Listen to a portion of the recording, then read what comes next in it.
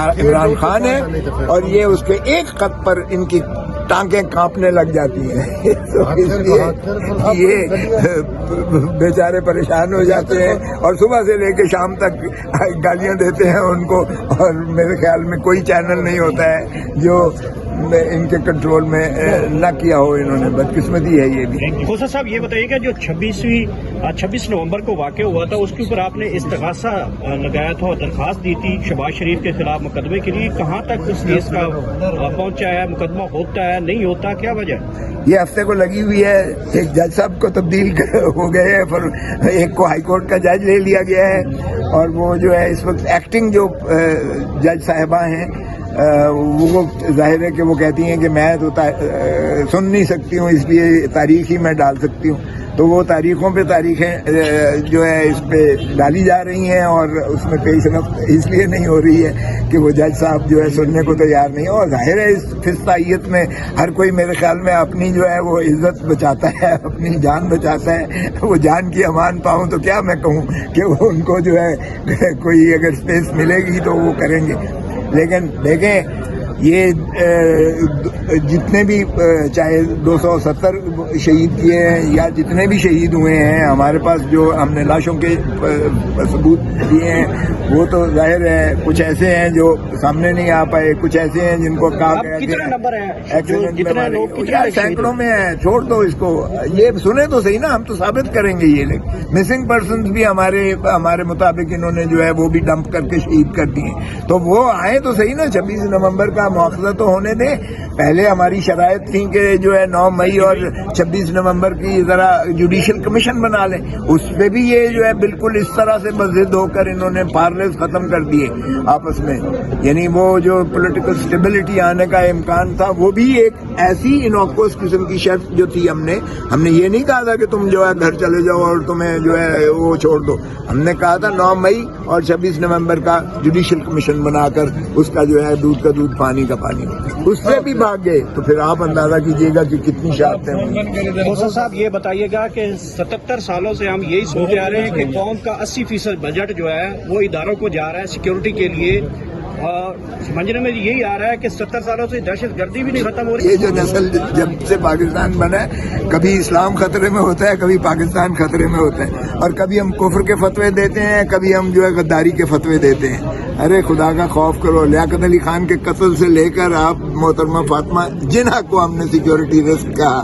اس وقت کے field marshal صاحب نے، اس کے بعد ہم نے بھٹو کو جو ہے قتل کیا اور یہی سیکیورٹی رسک، پھر بے نظیر رانی شہید بے نظیر بھٹو کو ہم نے سیکیورٹی رسک کہا، اور وہ جو اصغر خان کا کیس رپورٹڈ ہے جس میں نواز شریف نے پیسے لے کر IGI بنائی تھی، اداروں نے بنائی تھی IGI، تو ہم تو یہ تماشا دیکھتے چلے آ رہے ہیں۔ اب جو ہے عمران خان سیکیورٹی رسک ہے کہ وہ جیل میں پڑا ہوا ہے، جو بھی ہارٹ تھراب ہوتا ہے، جو بھی پاکستان کا جو ہے ہر دل عزیز جو ہے قائد ہوتا ہے، جو بھی پاکستان کو ان گمبھیر حالات سے نکال کے ایک طاقت کا جو ہے سرچشمہ بنانے کی کوشش کرتا ہے، اس کو یہ جانے کیوں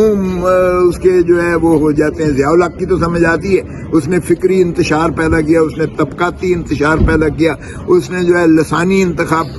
وہ پیدا کیا، اس نے جو ہے کلاشنکوف کلچر دیا جو آج ملک میں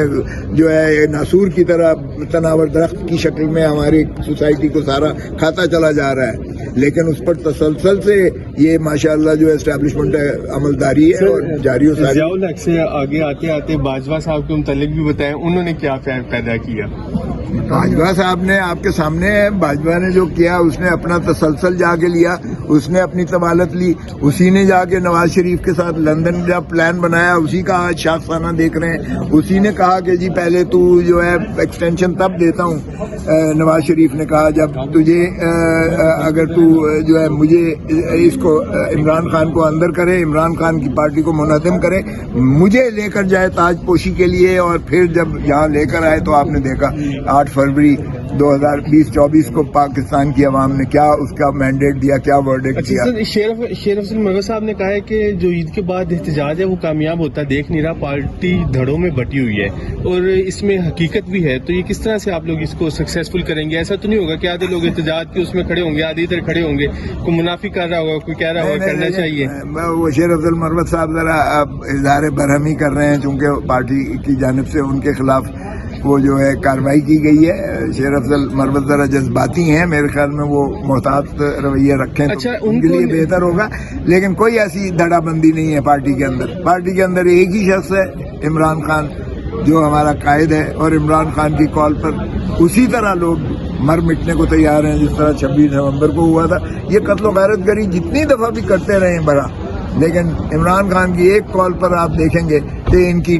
کانپیں ٹانگنے شروع ہو جائیں. تو بغیر کور کمیٹی میں معاملہ لے جائے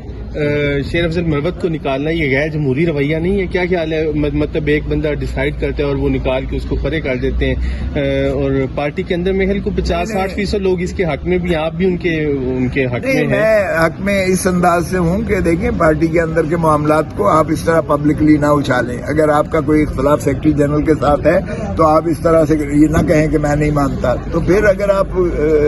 عمران خان کے فیصلے کو نہیں مانتے تو پھر ہم تو ظاہر ہے وہ تو ریڈ لائن ہے, اس پہ تو کوئی کراس نہیں کر سکتا ہے. جو عمران خان صاحب کا جو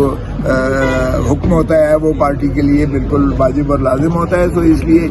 اگر یہ مروت صاحب عمران خان سے بڑے لیڈر بن گئے ہیں تو پھر تو ان کو پارٹی میں نہیں ہونا چاہیے. باہر کیا یہ اب دیکھ لیں کہ خان نے بھی کل کہہ دیا کہ ریڈ لائن کراس نہ کرے. ہاں, تو ریڈ لائن کوئی بھی کراس نہ کرے تو بہتر ہے. تو پنجوتا صاحب ریڈ لائن کراس کرنے جا رہے ہیں. نہیں یار, سمجھوتا کا کیا تعلق ہے اس کا ریڈ لائن سے؟ سامنے آ جائیں.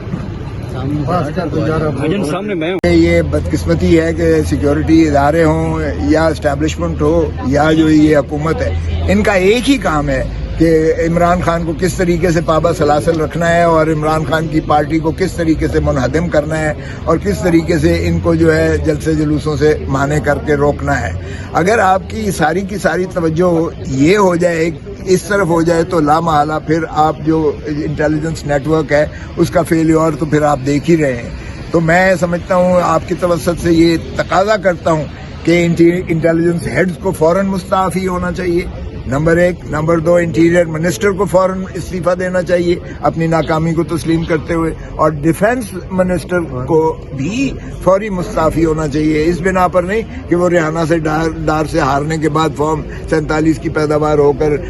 گھس بیٹھی ہے اس ایوان میں, بلکہ اس بیسس پر بھی کہ چلیں آپ کو ڈی فیکٹو مل بھی گیا ہے, یہ اگر قلمدان مل گیا ہے تو پھر آپ نے کیوں کر جو ہے اسٹیبلشمنٹ کو اور کیوں کر جو ہے ان کو آپ نے بارڈر کی حفاظت اور اس جو ہے دہشت گردی کے نیٹ ورک کے ناسور کو, یہ نیٹ ورک جو ہے جو آپ کو سامنے خبریں آ رہی ہیں یہ باہر سے امپورٹڈ بھی ہے, اس میں باہر کے والوں کی بھی اس میں جو ہے بیرونی قوتوں کی بھی اس میں مداخلت ہے, صرف BLA کی نہیں ہے. سو یہ BLA کا نام لے لینا اس سے مطلب یہ نہیں ہے. تو اگر آپ بلوچستان کو بھی بنیادی حقوق سے محروم رکھیں گے, اور یہ تو کہتا تھا یہ جو انٹیریئر منسٹر ہے وہ کہتا تھا یہ تو ایک SHO کی مار ہے, یہاں بلوچستان کی تقریب کاری کو کنٹرول کرنا, یہ تو ایک SHO کی مار ہے. کیا بات ہے, آپ نے اگر اتنا ہی مذاق بنانا ہے اس ملک کی دہشت گردی کا, جس طرح آپ نے کہا کہ یہ چھٹا بڑا دنیا میں چھٹا بڑا یہ سانحہ ہے, یہ جو ہے اتنا بڑا یہ انسیڈنٹ ہے کہ ایک ٹرین پر جو ہے آپ نے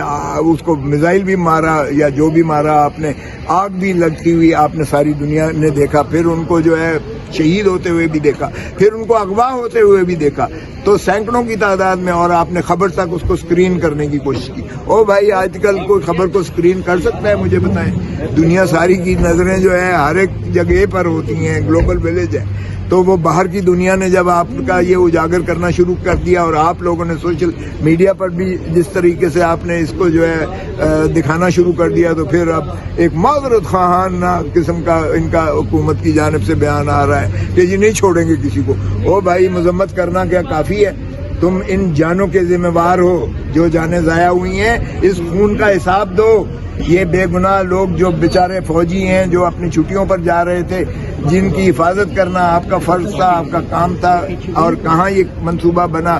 کس جگہ پر یہ ہوا, اتنا بڑا سانحہ ہوا ہے اور آپ کو علم ہی نہیں ہے, اور آپ جو ہے بعد میں آ کر جو ہے اشک شوئی کرتے ہوئے آپ ان کے زخموں پر مرہم ڈال رہے ہو. تو میں سمجھتا ہوں کہ یہ انٹیلیجنس نیٹ ورک کا فیلیور